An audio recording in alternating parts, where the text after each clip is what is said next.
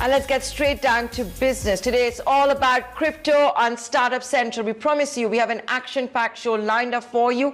And we're going to begin with the news that came in today of El Salvador becoming the first country in the world to recognize Bitcoin as a legal tender. The bill was actually passed with a supermajority in the Congress. And this news was broken by the president himself about the outcome of the vote on Twitter Spaces. There was a Twitter space that was on with literally the who's who of the crypto world. And it was in that Twitter space as well where we heard the president saying they will first begin by looking at $150 million of Bitcoins under the development trust.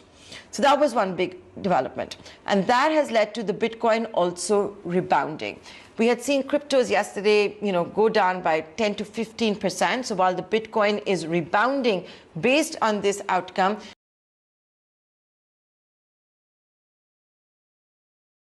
I'm going to be discussing crypto with my two guests today. I'm being joined by Nishchal Shetty of WazirX. I'm also being joined by Sumit from CoinDCX. Thanks, gentlemen, for joining us on today's edition of Startup Central. Sumit, let me come to you first. It's been seen as a historical day when it comes to El Salvador, but let's put it in context as well. Yes, it is the first country, but how much power globally does El Salvador enjoy? There's always a question of hegemony that also comes at play, but all of you in the crypto world says cryptos are borderless, cryptos are free of government control. So why will this have such a big impact? Well, Nayantara, this is very interesting move. I think this is also very encouraging for all the global crypto ecosystem. And this is positive because now you are seeing a wave where these countries are also rushing towards, adopting Bitcoin. And with these small steps, I think Bitcoin is going to be more mainstream. The way I'm looking at this is, any country which gives Bitcoin, attention or who adopts Bitcoin will essentially be able to drive financial inclusion.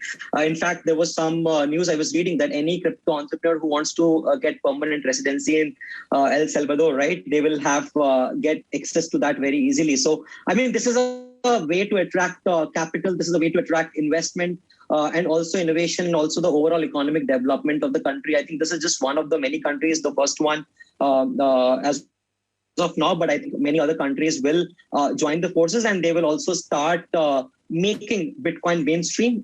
This is, I would say, is one of the many steps in that direction. There are various benefits. Any country who will adopt Bitcoin will try to also become a financial powerhouse of the future, and giving Bitcoin the attention will, and legitimacy will give a lot of benefits to the country who adopts it first, and they will have the advantages of attracting capital and also a lot of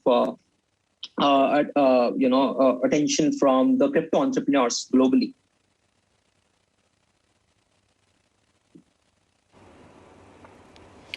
Okay. If I can now come to you, Nishchal, it's been described as a historical day. And, we did see some things for the first time ever, right? The president on Twitter Spaces with stakeholders of the crypto community talking about it, how $150 million of Bitcoins will be used. But I'm going to ask you exactly what I asked Sumit. It has become the first country. Yes, it's important in that sense. Yes, it's historical. But is it a game changer? I think... if you look at the status quo today globally, definitely El Salvador seems like a small nation, and the question is, why should we look at it as an important event? But every time there's a technological innovation or any disruption that happens, if history shows that there are always a few nations that can take advantage of that wave and drive towards a larger economic progress. And in that sense, this is something for every other nation to look up to figure out what are these small nations understanding and seeing in this whole crypto ecosystem that's causing them to jump over sooner than later.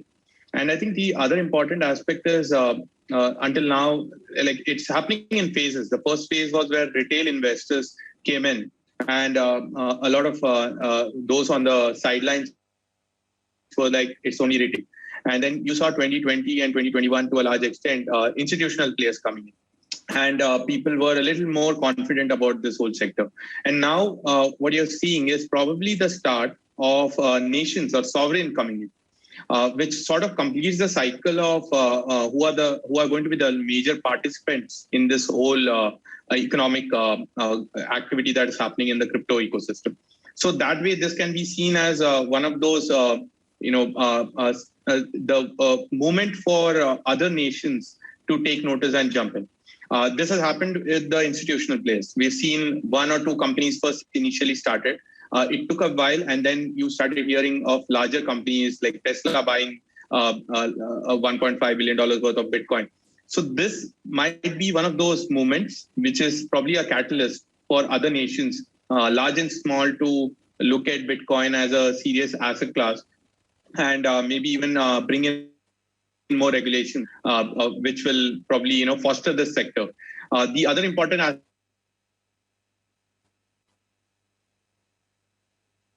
is what they say is if you have 3 Bitcoins, you can come in and as an entrepreneur, and you can create companies.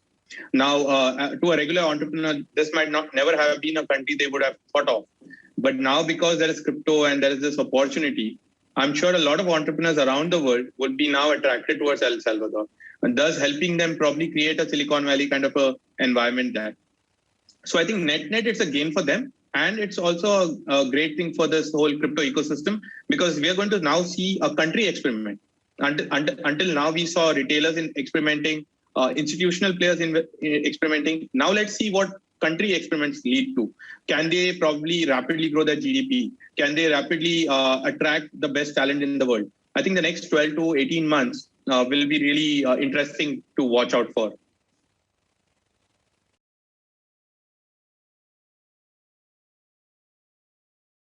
Bitcoin hitting its highest levels since May, ahead of El Salvador's official adoption of Bitcoin as legal currency. That starts today. The move makes it the first country in the world to officially put Bitcoin on its balance sheet and hold it in reserves. Here to break down this test case, essentially, with us is CNBC's Mackenzie Sigalos. Mackenzie, great to have you on. I know you've been doing a lot of reporting around this. But the fact that we did see Bitcoin jump ahead of this and now it's under a little bit of pressure today, I mean, this has in many ways been kind of the bull case longer term around Bitcoin, the fact that you could actually use it to transact for everyday items, right?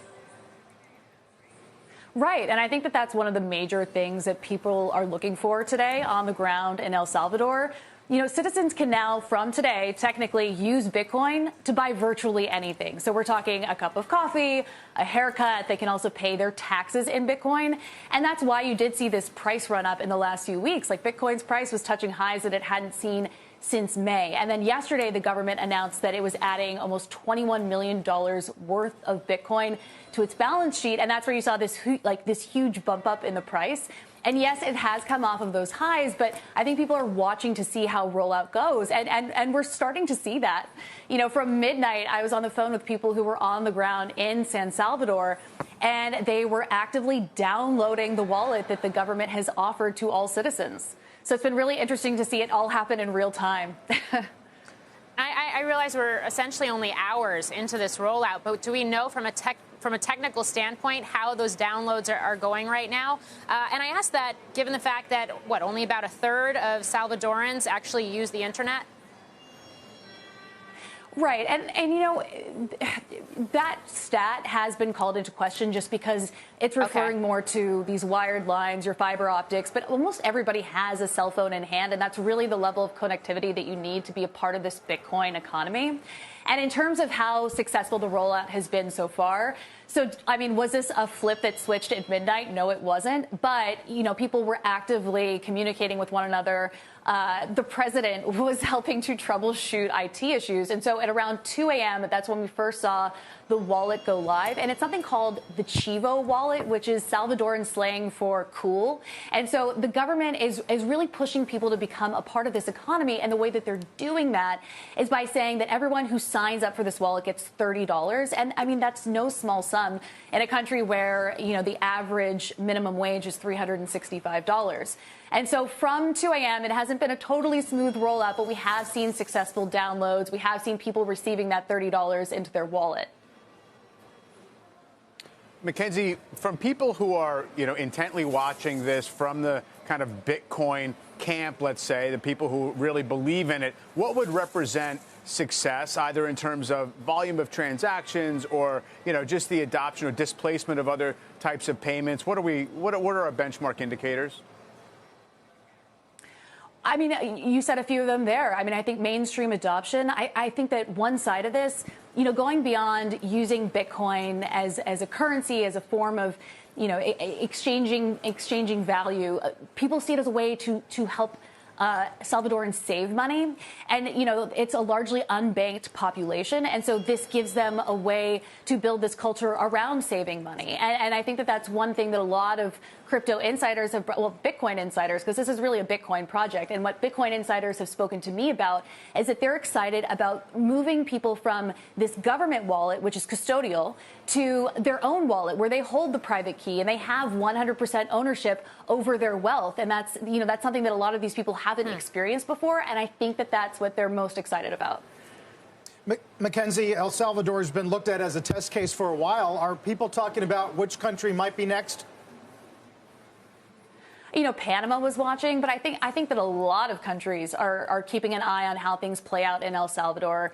And, not everybody is happy about it. The IMF and the World Bank have expressed concerns about what this rollout means. So I think that there are a lot of people on either side. There are a lot of big supporters, but, you have a large portion of the population that also is confused about what this Bitcoin rollout means. They're inherently skeptical. So there are quite a few barriers to entry. So it'll be very telling how this plays out in the next few weeks, in the next few months, as we get a better sense of what mainstream adoption really looks like.